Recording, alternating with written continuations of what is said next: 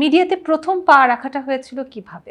Lux চ্যানেলের superstar দিয়ে। যেটা সবাই জানে। হ্যাঁ, সেই সেটাই। সময়ের অভিজ্ঞতা জানবো। সেই সময় অভিজ্ঞতা তো আসলে অনেক এক্সাইটমেন্ট দিয়ে ভরা, অনেক নার্ভাসনেস, অনেক কিছু।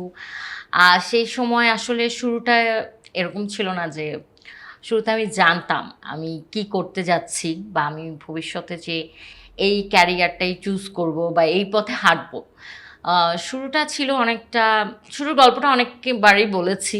কিন্তু তারপরে একটু ছোট করে বলি, না যেহেতু অনেক বলা বছর হয়ে গল্পগুলো, গেছে। না বলা গল্পগুলো আসলে শুনবো।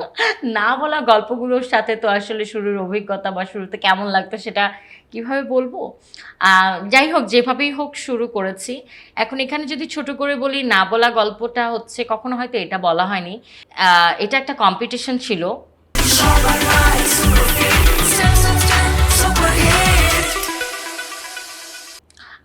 বিউটি পেজেন্ট, বিউটি কম্পিটিশন বা যেটাই বলি ট্যালেন্ট রিলেটেড। সেখানে কিন্তু আহ, অনেকেই আমাকে পার্সোনালি যারা চিনে তারা বলে আমি তো কম্পিটিশন পছন্দ করি না, তাহলে আমি কম্পিটিশনে কী করছিলাম। হ্যাঁ, আমার কথা, আমি আসলে আরেকজন কন্টেস্ট্যান্টের সাথে কম্পিট করছিলাম না, আমি নিজের সাথে নিজে কম্পিট করছিলাম। বিকজ আমি যে বললাম না, তার আগে আমি জানতাম না আমি কি করব বা আমি আসলেও কি এটা চাই কি না।